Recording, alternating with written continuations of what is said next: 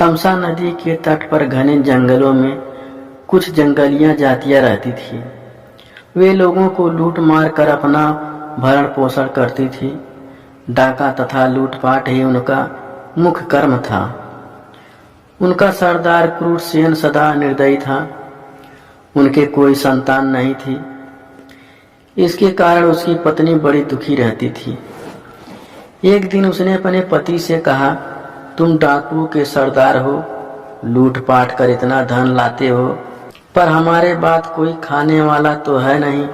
फिर इस पाप की कमाई का क्या होगा, सोचो। क्रूरसेन ने कहा, इसका दुख क्यों मनाती हैं? अभी तक राहगीरों को ठगा लूटता हूँ। किसी दिन कोई बालक लूट कर लाऊंगा और उसे तेरी गोद भर दूंगा। उसकी पत्नी थोड़ी दयावान थी। बोली, हे भगवान, ऐसा बात करते हो, सोचो उस माँ का क्या हाल होगा जिसका बच्चा तुम उसकी गोद से छीन कर लाओगे। क्रूरसेन ने कहा, थोड़ा रो धो लेगी, फिर संतोष कर लेगी। जब उसे दूसरा बच्चा हो जाएगा तो वह पहले वाले को भूल जाएगी। तुझे अपना बच्चा कभी नहीं होगा, इसीलिए तेरी खुशी के लिए मुझे ऐसा करना ही पड़ेगा। एक दिन सचमुच क्रूरसेन किसी ब्राह्मण के बच्चे को उठा लाया। उसकी पत्नी ने उसे माँ जैसा प्यार देकर पाला। उसका नाम रखा रत्नाकर। बच्चा धीरे धीरे बड़ा होने लगा। जिस तरह निर्दयी डाकुओं के बीच वह पल रहा था, वैसे ही संस्कार उसे आने लगे। बड़ा होकर उसने भी अपनी जीविका इसी प्रकार लूट मार से शुरू कर दी। क्रूरसेन अब बूढ़ा हो गया था। उसके इस बेटे ने उसी के काम को अपना लिया। माँ को थोड़ा बुरा लगता था कि यह न जाने किस भले घर का लड़का है, हम लोगों की संगति संस्कार से लुटेरा बन गया है, पर कह कुछ नहीं पाती थी। लड़का जब जवान हो गया तो उसकी शादी कर दी गई। उसके घर में एक बच्चा हो गया। उन घने जंगलों में जो भी यात्री जाते जाते वह उनका धन सामान लूट लेता था।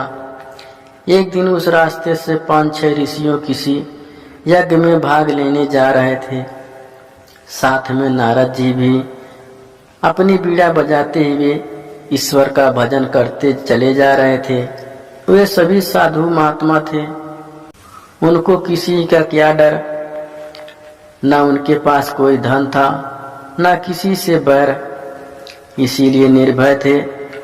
रत्नाकर ने एक साथ इतने साधुओं को आते देखा तो सोचने लगा, आज तो खूब धन मिल जाएगा।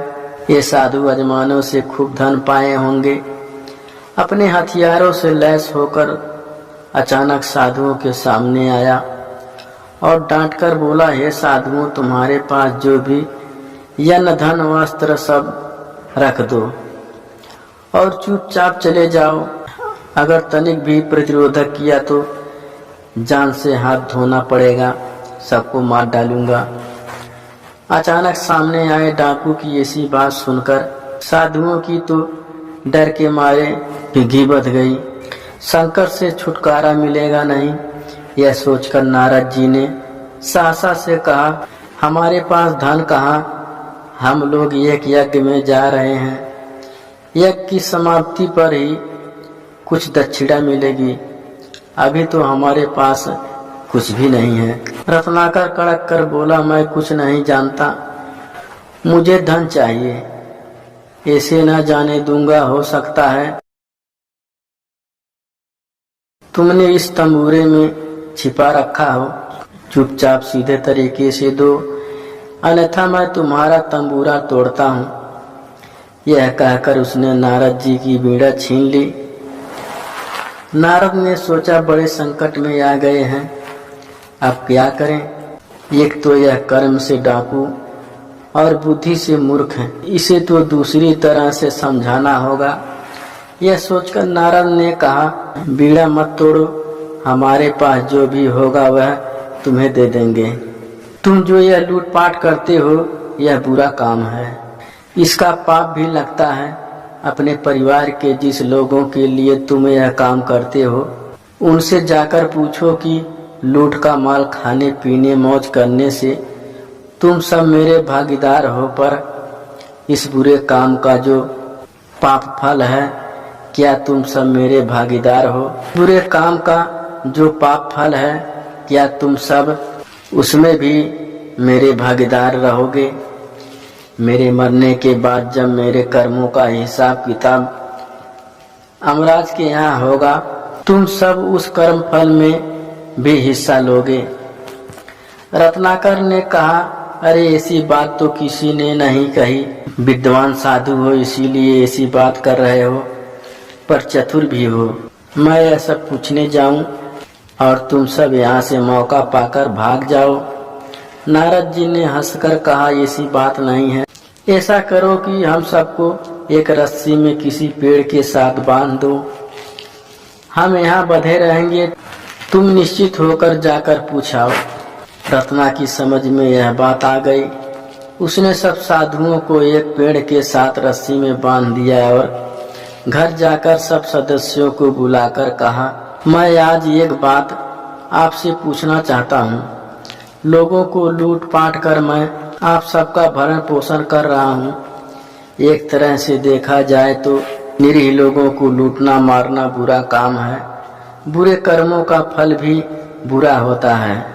लूटपाट से आए धन अन्न में जैसे आप सब भागीदार हो गया, ऐसे ही भागीदार मेरे पाप का फल भोगने में भी होंगे।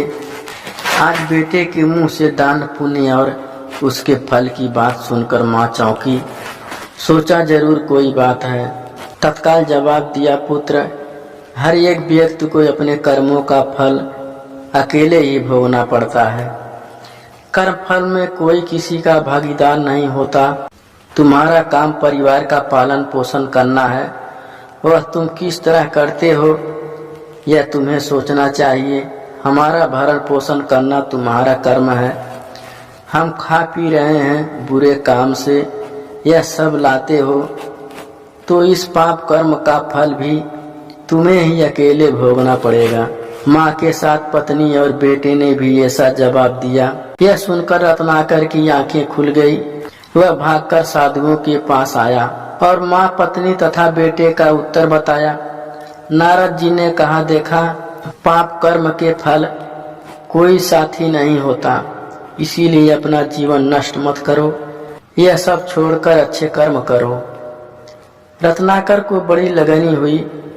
उसने साधुओं को छोड़ दिया और नारद के चरण पकड़कर कहा, देवर्षि, आपने मेरी आंखें खोल दी।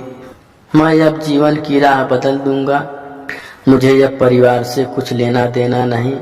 आप मुझे अपने साथ ले चलो और रास्ता दिखाओ। आपकी संगति में मैं इस पाप कर्म से छुटकारा पा जाऊं। रत्नाकर नारद के पास रहा। नारद ने उसे शिक्षा तथा ज्ञान दिया और तपस्या की विधि बताई। रत्नाकर सब भूलकर ऐसा तप करने बैठ गया कि अपना तन मन सब भूल गया। जहाँ वह समाधि लगाकर बैठा था, उसके चारों ओर मिट्टी का वाल्मीकि बन गया। इसी के बीच वहाँ तपस्या में समाधि लगाए रहा। एक दिन नारद के साथ सरस्वती देवी आई। वर्षा में मिट्टी का वाल्मीकि घुल गया। रत्नाकर की समाधि भंग कर नारद ने कहा, रत्नाकर उठो, तुम्हारी साधना तपस्या सफल हुई। बीड़ा वादनी सरस्वती तुम्हें महाकाव्य लिखने की प्रतीक्षा प्रदान करने आई है। अब तुम्हारा नाम वाल्मीकि से प्रकट होने के कारण वाल्मीकि होगा। समझो तुम्हारा पुनर्जन्म हुआ। वाल्मीकि ने नारद और सरस्वती को प्रणाम किया। उन्होंने आगे चलकर भगवान राम के जीवन पर रामायण लिखी, जो वाल्मीकि रामायण नाम से प्रसिद्ध है।